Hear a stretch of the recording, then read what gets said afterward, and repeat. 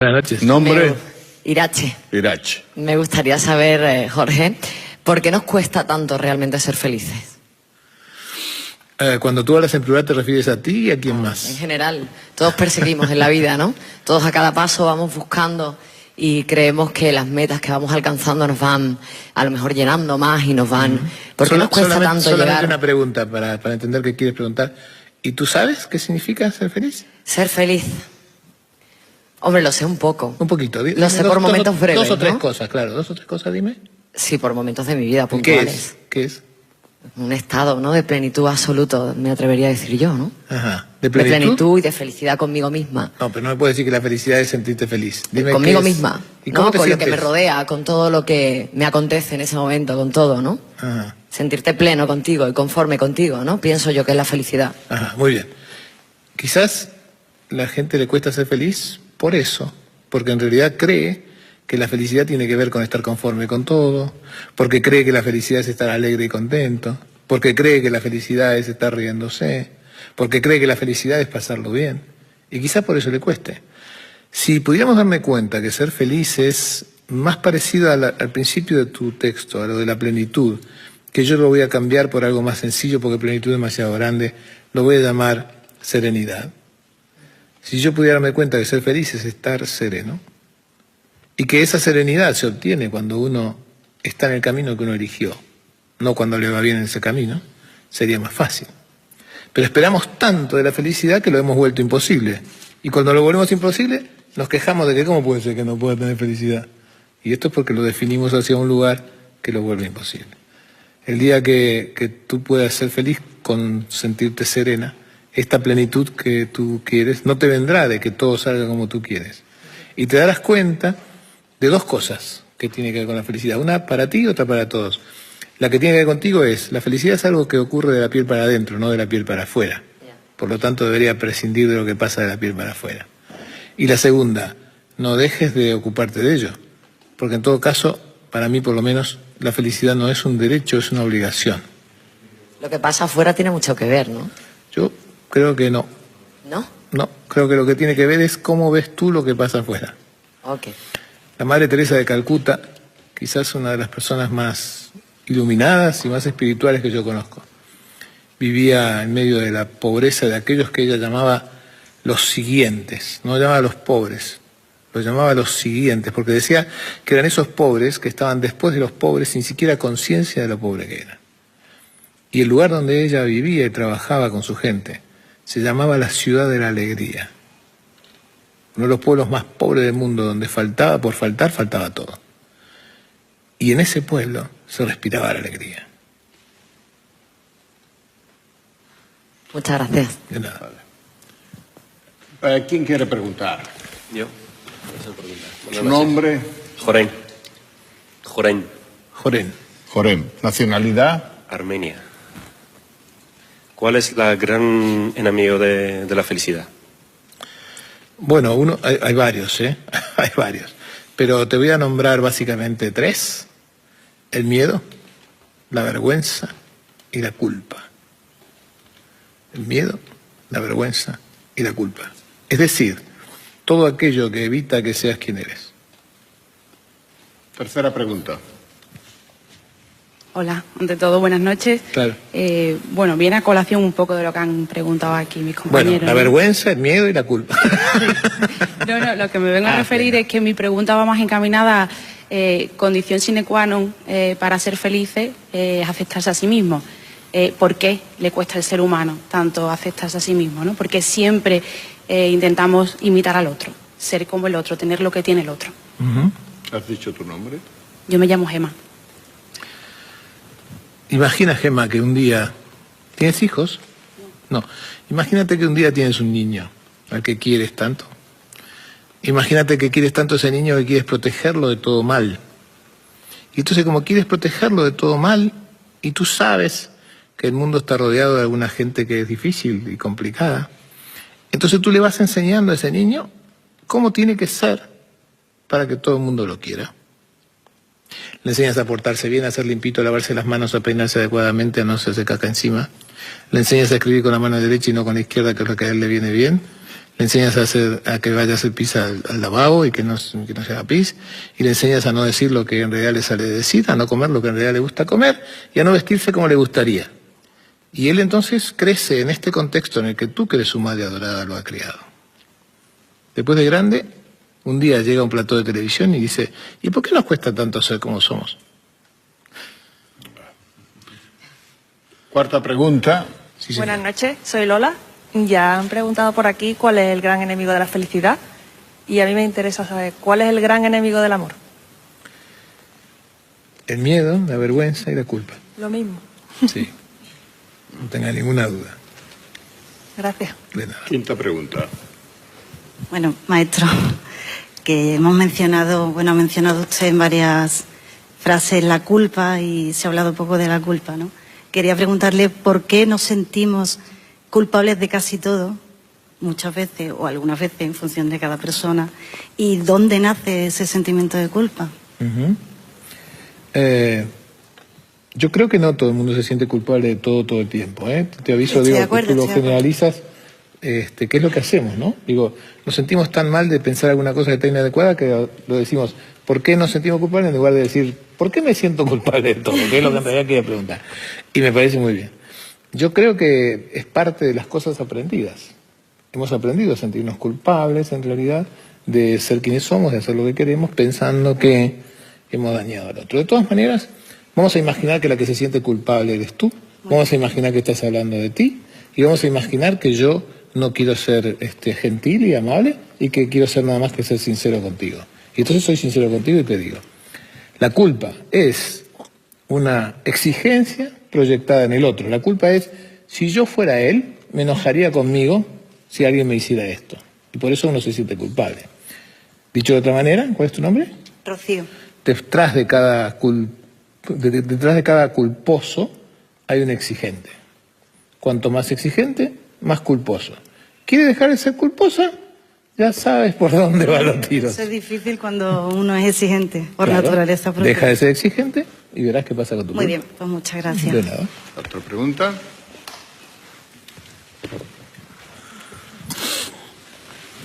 Hola, buenas noches. Me llamo Bettina, soy alemana y me gustaría saber qué puedo hacer para disfrutar más de la vida. Para disfrutar más de la vida. Sí. Pues tiene cara de felicidad. La verdad es que, aunque parezca mentira, para disfrutar más de la vida no hay que hacer nada. Porque disfrutar de la vida es como estar arriba de un auto que está en una pendiente, digamos, leve, pero hacia abajo. Y entonces tú preguntas, ¿qué tengo que hacer para que el auto avance? Y yo contesto, nada. No tienes que hacer nada. Deja de apretar el freno y deja de forzar el motor para llegar más rápido y deja que el auto avance a su ritmo y verás cómo todo funciona absolutamente bien. Una de las cosas que sugiero que hagas es que dejes de pensar que tendrías que hacer. Que en última instancia una de las cosas que sugiero que hagas es que dejes de pensar. Que dejes de pensar.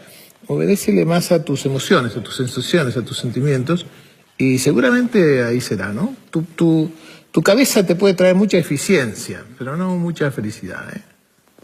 Tu cabeza te puede hacer más, te puede traer aplauso, pero no sé si te va a traer ser más feliz. Muchas gracias. De nada. ¿Alguna Dankeschön. pregunta más? Pues veniros con el maestro.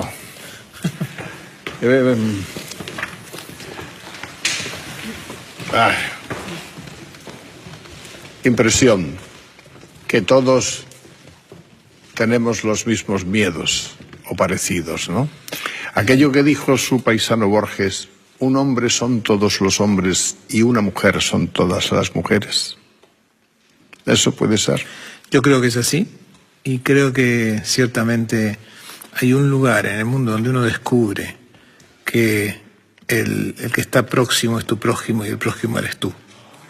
Y que de verdad desde muchos lugares todos somos uno. Mi querido médico del alma, buenas noches. Mi amigo, gracias. Gracias a todas y a todos. ¿En ese orden? No, bueno, está bien.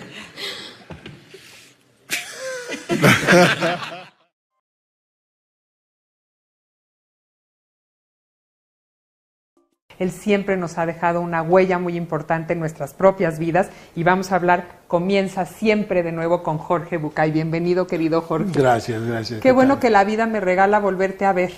Bueno, yo se lo pedí. ¿Sí? Ay, gracias por pedírselo.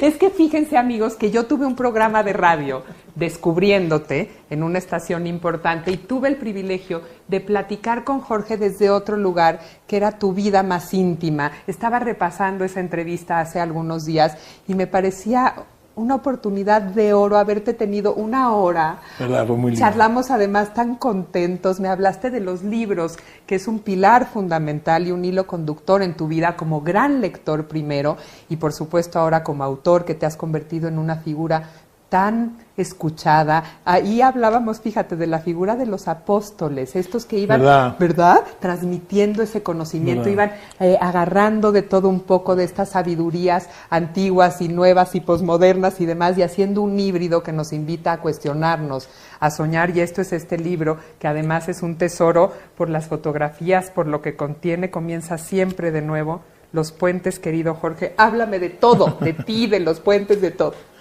Bueno, este libro surge como una idea de compartir con algunas personas algunos textos sueltos que yo escribí en mi vida. Muchos de ellos aparecieron en la revista Mente Sana, otros aparecieron en algunas otras publicaciones, algunos son inéditos para este libro. Pero reunirlos de alguna manera temáticamente fue una forma de no dejar esos textos fuera de mi deseo de compartirlos, ¿no? Porque mis libros en general rondan alrededor de algún tema o giran alrededor de algo. Y estos artículos, estos ensayos, estos pequeños comentarios se quedaban afuera de esta historia. Entonces empecé a pensar que yo tenía que hacer un puente entre lo que yo había escrito ya y lo que no había estado publicado. Y entonces se me ocurrió por qué no hacer un libro lleno de puentes, ¿no? Y entonces le pedí a la editorial que buscáramos fotos de puentes para poder armar una estructura de historias, comentarios, que sean puentes, ¿no? Puentes con lo anterior y sobre todo puentes con el futuro. Y puentes hacia el interior, esta invitación es siempre con uno mismo, ¿no? Lo hablábamos antes de empezar, querido Jorge, todo el hilo conductor de tu obra creo que radica en esta invitación que tú nos haces a buscar. Lo decías ahora en la conferencia de prensa, amigos, no les había platicado que estamos aquí además porque Jorge va a tener ya en breve una conferencia enorme en el Auditorio Nacional, aquí en esta casa que nos recibe, hablando del circo de tu vida, ¿no? Y es esto, a cuestionarnos, cuéntamelo tú más, que nuestro ser interior. Yo digo que en última instancia el camino más importante que uno recorre básicamente tiene que ver con 2 o 3 cosas y no muchas más, ¿no? Una de ellas es la felicidad. Y la felicidad está muy relacionada con el sentir, con las emociones, ¿no? De hecho, la felicidad de la que yo hablo no tiene que ver con lo que sucede afuera, sino con lo que sucede adentro. Y lo que sucede adentro está íntimamente ligado a lo que siento. Pero a veces el gran problema es que para llegar a lo que siento hay que pasar la cárcel y el carcelero que no nos deja. Y ese carcelero es el intelecto, la cabeza, que está llena de prejuicios, que está llena de cosas aprendidas, mal aprendidas, que está llena de conceptos de algunos que nos han mentido. Y entonces, si le hacemos caso a la cabeza, tenemos que pensar, por ejemplo, que la felicidad son solo momentos, como dice la gente, ¿no? Es una mentira, pero está tan puesta en nuestra cabeza que terminamos creyéndonos esta mentira, ¿no? La verdad es que la felicidad no son solo momentos, la felicidad puede ser permanente si tú aprendes a definir la felicidad como la felicidad es, que tiene que ver con una emoción, con una serenidad, con una paz interna, con la sensación de satisfacción de quién eres y qué camino recorres, mucho más que con la alegría de que te pasen cosas buenas. La alegría de que te pasen cosas buenas es efímera. La sensación de satisfacción con quién eres y lo que haces puede ser para siempre. Pero nuestra cabeza nos hace de filtro y nos obliga a equivocarnos. Entonces digo yo que a través de toda mi vida lo que yo hice siempre, la verdad, es tratar de hacer puentes que salteen el intelecto. El cuento es un puente que saltea el intelecto. El chiste es un puente que saltea el intelecto. El circo de tu vida, este espectáculo que vamos a montar ahora, es un puente que intenta saltar el intelecto.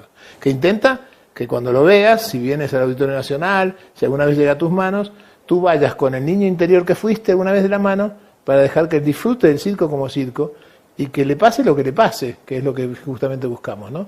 Sin condicionamiento.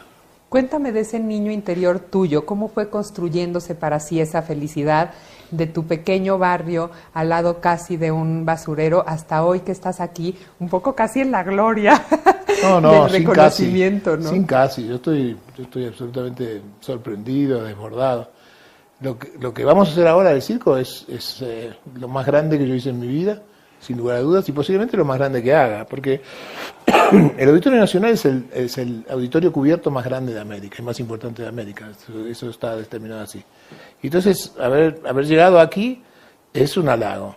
Ser el primer conferencista que alguna vez convoca por sí mismo y él solito a un espectáculo en el Auditorio Nacional, nunca pasó antes, nunca. Hubo congresos donde había 10 ponentes y cada ponente daba su posición de 15 minutos. Pero hacer una convocatoria a un solo conferencista y sobre temas de autoayuda o de desarrollo personal en el Auditorio Nacional nunca había pasado.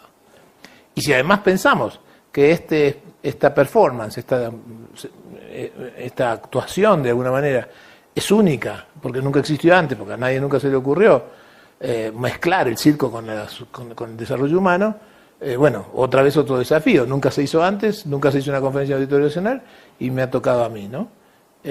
Yo me siento, obviamente, como te imaginas, somos amigos y me conoces, muy halagado, muy contento, muy excitado con la idea y lleno de miedo, como corresponde, ¿no? Claro, como corresponde. Claro, como Pero bueno, artista. el miedo, si no te paraliza, es siempre un buen estímulo, ¿no? Es siempre un buen estímulo. El miedo viene acá conmigo, me acompaña, lo tengo acá a mi izquierda, lo acaricio, le digo, pórtate bien, no me frenes, no me evites, no me impidas, pero ven conmigo.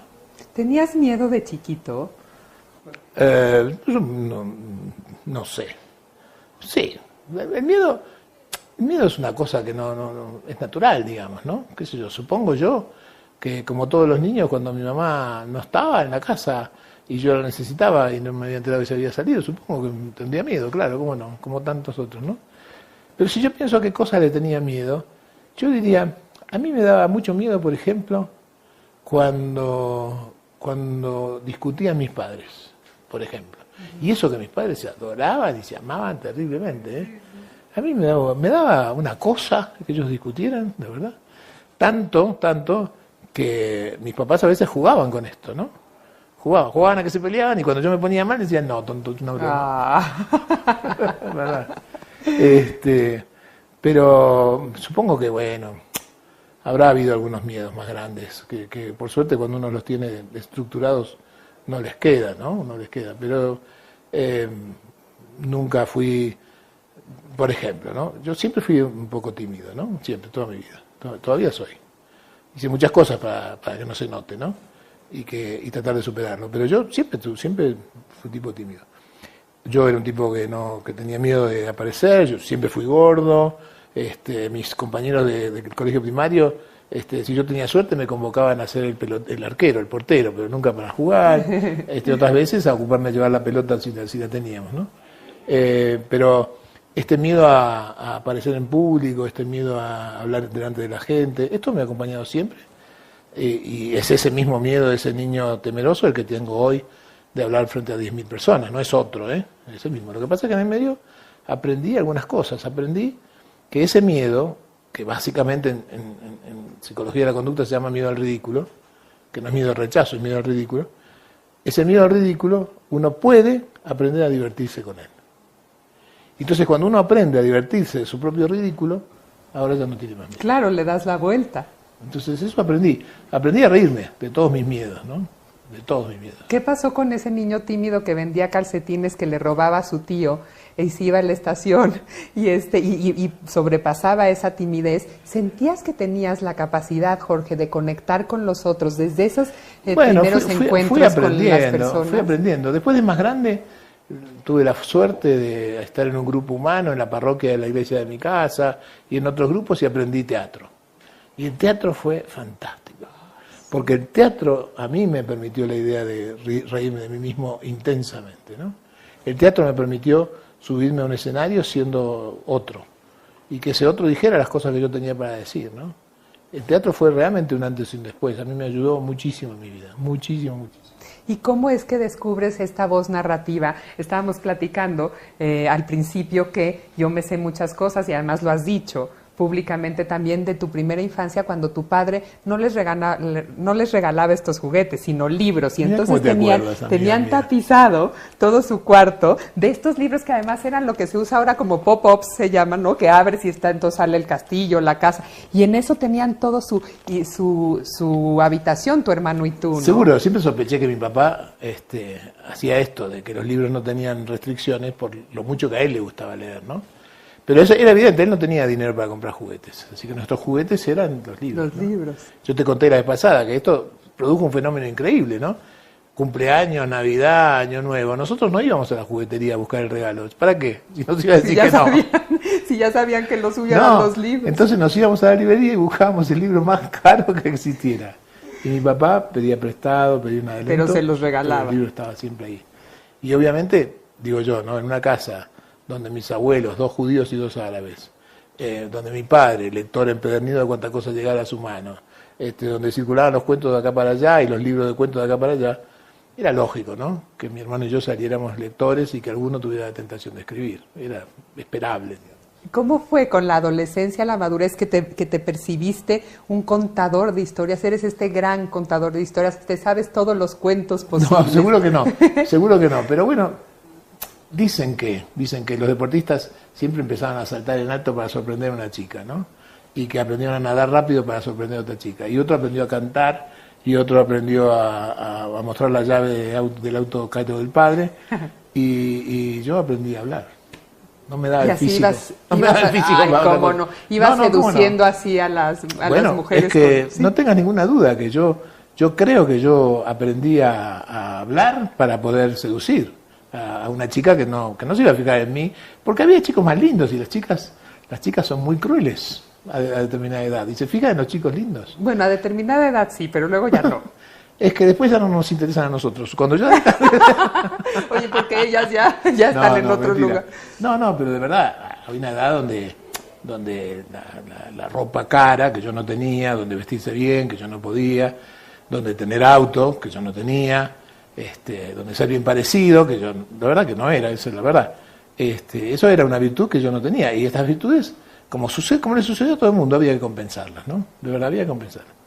Y de tanto hablar, y de tanto decir, y de tanto narrar, me volví terapeuta.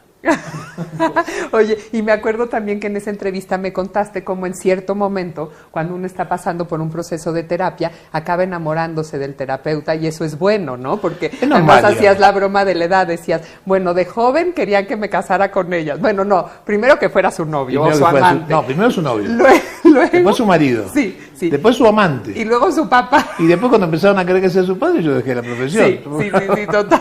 No, porque ¿sabes qué pasa? Que estoy seguro que querían que sea su abuelo. Ay, no, entonces eso sí ya no nos gustó. No, pero es verdad que con esta voz que descubriste tú, que podía comunicar y podía conectar con los otros, haces toda tu carrera y te debes, digamos, a esta profesión con esa generosidad, y luego encuentras a los libros como una herramienta de comunicación que llega a más. Seguro, pero ¿no? además eso es un don, ¿no? Eso es un don que yo fui descubriendo que tenía. Yo, de verdad que no es una invención. Esto un poquitito se hace, otro poquito se nace también con algunas cosas, ¿no? Quiero decir, yo descubrí mucho tiempo después de ser terapeuta y mucho tiempo después de publicar libros y mucho tiempo después, yo descubrí que tenía una voz que a alguna gente le gustaba. Que los cuentos contados con mi voz les gustaba más a la gente que contados por otros, ¿no? Y esto es un don, yo no es una virtud, no es que yo he hecho algo para, ¿no? En este sentido, ¿no? Y tengo también una memoria selectiva para los cuentos que me ha ayudado, ¿no? Hablábamos la vez pasada, yo tengo una computadora donde hay, no sé, casi 5.000 cuentos ahora, ¿no? No me acuerdo de los 5.000, pero hay unos 300 que viajan conmigo todo el tiempo, que a veces se van algunos y entran otros, pero que son parte del bagaje que yo uso para contar lo que yo cuento y para decir lo que yo quiero decir. Oye, y además, ¿te acuerdas que hablábamos de los cuentos de la abuela? Qué bonita fue esa edición y todo lo que influyó en ti, ¿no? Todo lo que tiene que ver también con el respeto a esa herencia y a escuchar también esa voz que podía prolongar eso que tú Pero no solo aprendiste. eso, sino que además yo esto lo he dicho algunas veces, no sé si te lo conté a ti en aquel momento, ¿no? Pero a mí me llena de orgullo saber esto. Así como te digo, a mi papá le encantaba leer y entonces nos compraba libros porque también los leía él. Mi mamá Mi mamá dejó el colegio primario, en cuarto grado, el colegio primario, para salir a vender pan dulce en la calle para poder sostener el presupuesto familiar y para darle de comer a todos los hermanos. Mi mamá, por supuesto, sabía todas las letras, ¿no? Siempre lo supo, pero leer es otra cosa, ¿no? Mi mamá no sabía leer. Mi mamá, cuando yo la conocí a mi mamá no leía. Mis deberes los corregía mi papá, porque mi mamá no leía. Leía, sí, podía leer, ¿no? Podía leer la verdura, cuánto valía, cuánto costaba. Pero leer, de sentarse a leer, nunca. Mi mamá aprendió a leer para leerme a mí. Ay, qué Sí. bonito.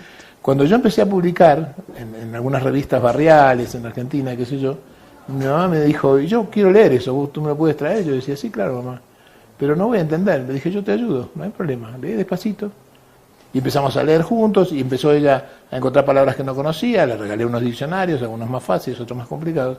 Y mi mamá empezó a leer para leerme a mí, por vanidad de madre, ¿no? Para poder decir, esto lo escribió mi hijo. Claro. Imagina una madre judía con un hijo escritor. Imagina que no lo pueda presumir. Y no lo pueda presumir No, porque sí. no sabe lo que dice. Ella No, no claro. podía soportar eso, mi mamá era muy coqueta en ese sentido, ¿no? Así que se volvió una experta en leer lo que yo escribía. Pero ahí no termina la historia. Cuando había algún artículo o alguna cosa que yo escribía que ella no entendía, porque eso sucedía, mi mamá me decía, no entendí. ¿Cómo, mamá, tú entiendes? No entendí, no sé qué quisiste decir, no entendí.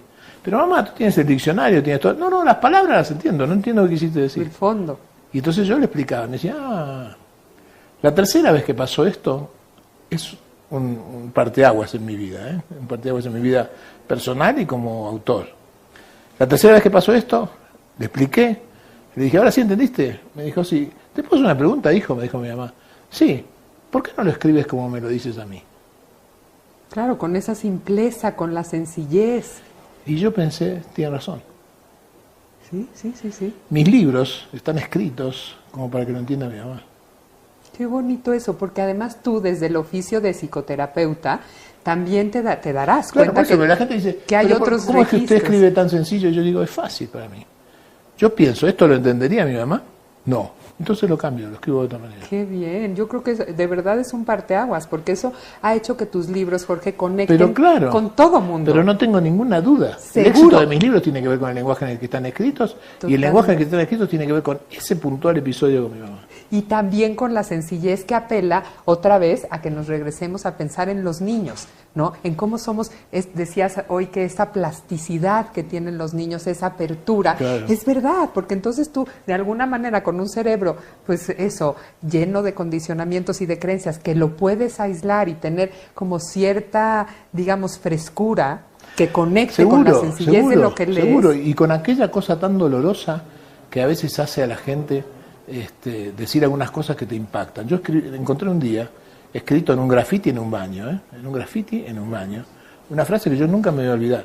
La frase decía, alguien había escrito, a veces sueño con volver a ser aquel que era cuando soñaba con ser este que soy.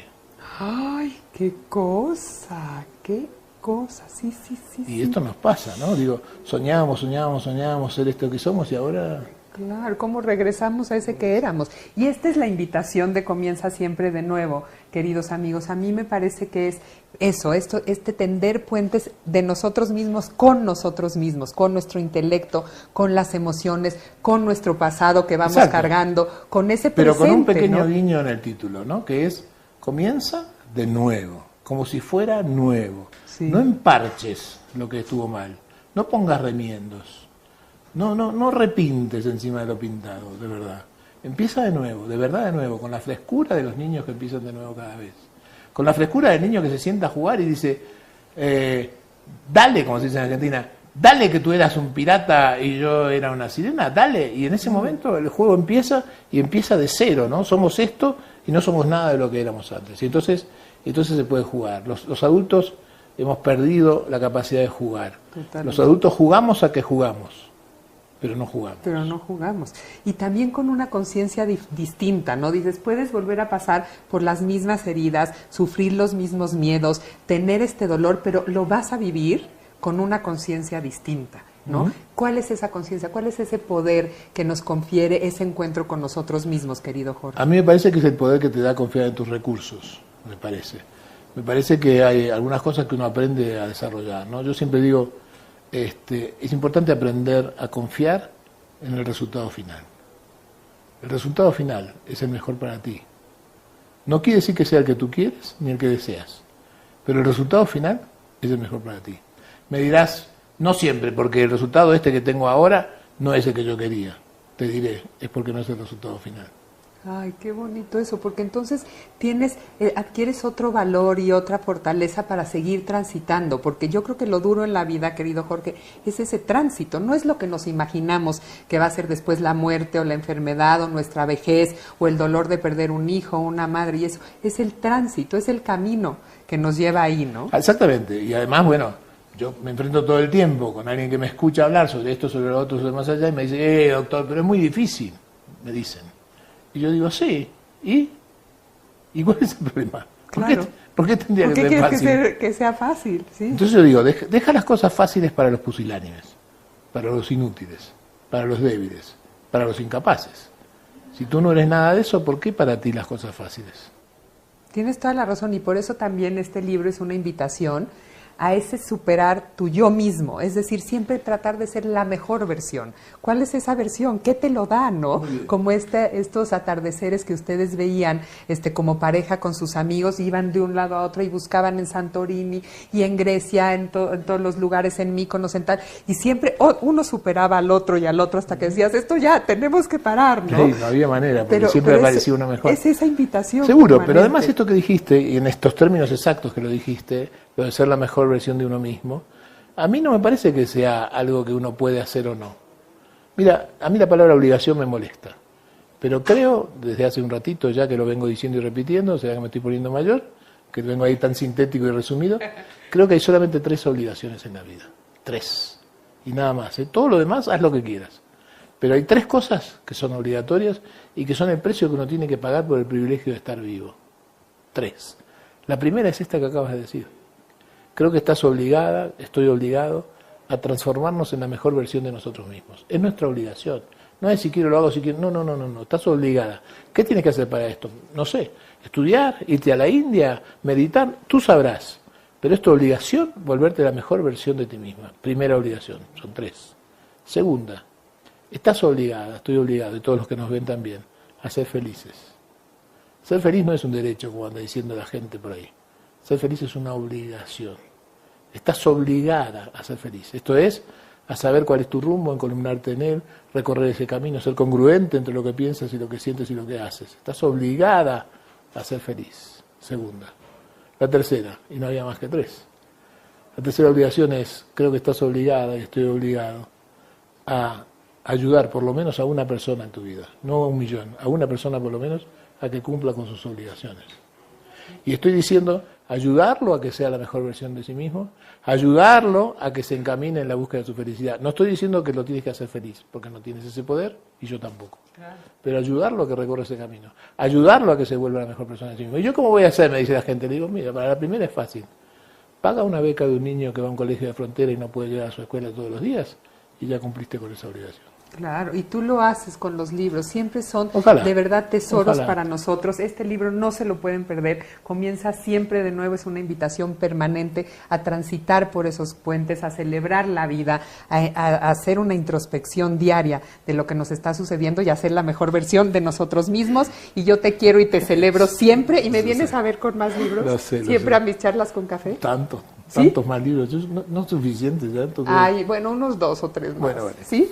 Todavía. Y luego ya te puedes dedicar a ir por el circo de la vida y divertirte más de lo que lo haces. Gracias por estar aquí, querido Jorge. Gracias a ti, amiga. Gracias, queridos amigos. Nos vemos en otra charla con café de Círculo Sanborns. Estamos, recuérdense, invitando a leer este libro. Comienza siempre de nuevo de Editorial Océano con unas ilustraciones, fotografías preciosas del maestro Jorge Bucay, al que lo pueden encontrar en todas partes porque hay muchísimos libros y muchos sitios donde se pueden encontrar con él. Nos vemos en la próxima.